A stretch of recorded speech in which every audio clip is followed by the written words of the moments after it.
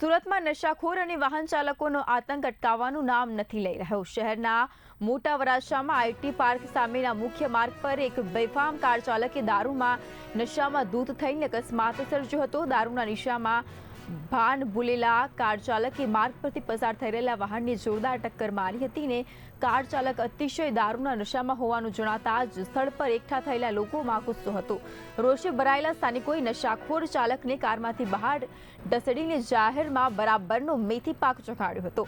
આ દરમિયાન કારમાં તપાસ કરવામાં આવતા દારૂની નાની બોટલો પણ મળી આવી હતી, જેને પગલે લોકોમાં વધુ આક્રોશ જોવા મળી રહ્યો છે।